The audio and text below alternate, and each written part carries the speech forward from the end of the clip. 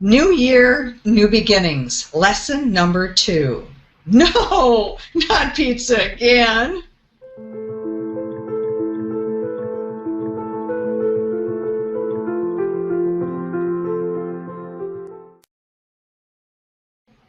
And welcome back to 6 Weeks to Wellness with Jan Fitzpatrick of inVibeHealth.com. Jan, I think I know where this episode is going. I can relate, but let's spell it out here. What are we talking about in this episode? Well, I had gotten so far away from my regular diet on my holiday trip to see my family that when I came back, the Ayurvedic doctor told me no fermented foods. And that includes yogurt, cheese, and bread. And she also gave me an herbal digestive aide. That's how bad it got. And however, I was totally relieved that she didn't tell me I had to cut out all the carbs. Well, so I gather a fair amount of pizza happened on this trip, but yeah. before we get into that, Jan, give us a rundown of the main points we're going to hit, and then we'll go ahead and hit those points. We're going to talk about food away from home, kind of how do you feel, just kind of checking in with yourself, and what worked for me and may work for you. All right, great. So food away from home. Jan, what's wrong with pizza? Not a thing. I love it. And I think what happened is the whole problem with food started well before I left on vacation. The 2 days before, I just was so busy that I didn't stop. I didn't have regular routine meals. I didn't eat the things I was usually eating. I got way off schedule. Yeah, I think for me it's often like before the holidays even start, I'm already kind of throwing in the towel, saying, I'll pick up the pieces after the holidays. But it's such a bad way to go, isn't it? Because it's a self-fulfilling prophecy. If you're worrying about gaining 10 pounds in 10 days, you probably will.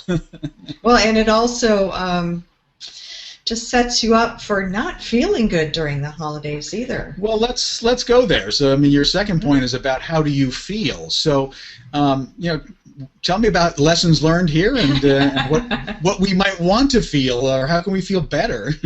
Well, I did feel better before this whole thing started, and I started being uncomfortable with traveling on. Constipation hit, bladder leakage hit. I was gassy. I was bloated. And there was no exercise to help out, as we talked about in lesson 1. Usually if I kind of take a walk, that helps a little bit.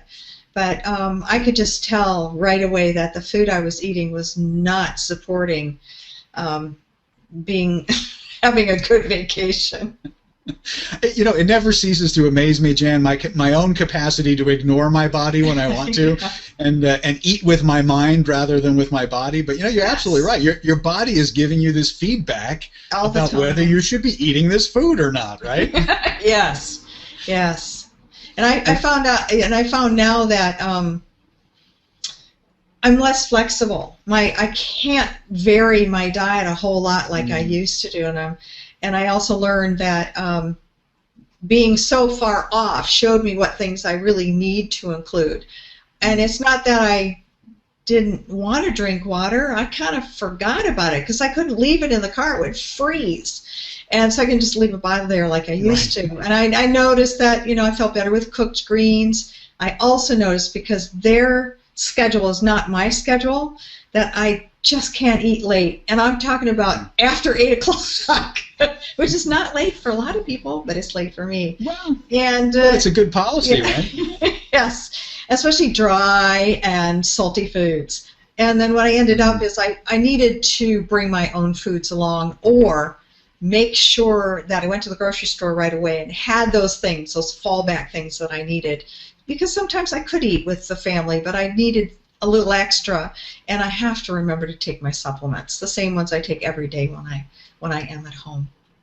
So this is all part of your third point there of what you learned, and really reminding yourself of what does work, and maybe that's a takeaway that other people can learn from as well. But you're right. I think we do get less flexible as we age in some ways. It's a shock to your system if you go way out of bounds with the foods you normally eat. And then you get a little more feedback than you wanted from your body, right? Yes. Well, absolutely. So it seems like you've learned a lot of lessons, and I'm happy you're sharing them with us all here. So, we covered a bunch of things in this episode. So this is part of our 4-part series of learning lessons from these deviations from life that we call the holidays, right?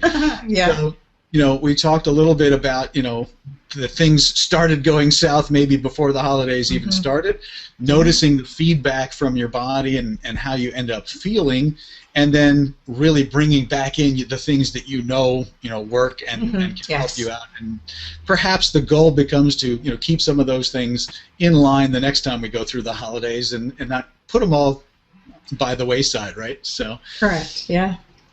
So I hope people have enjoyed this episode. We're going through a 4-part series of Jan's lessons learned. This was lesson 2, but we've got lessons 3 and 4 yet to come. So if you don't want to miss out on those, or if you missed part 1 and you want to go back and figure out how to get that, it's over at invibehealth.com. What you want to do is get Jan's book by clicking on the banner and making sure that you're on her notification list so that you get all of these things as they're coming out. And then you won't miss out on episodes 3 and 4. We're going to learn more lessons that Jan learned on the holidays. So Jan, until we get to lesson 3, I'm going to sign off, and I'll see you then. Thanks a lot. See you soon.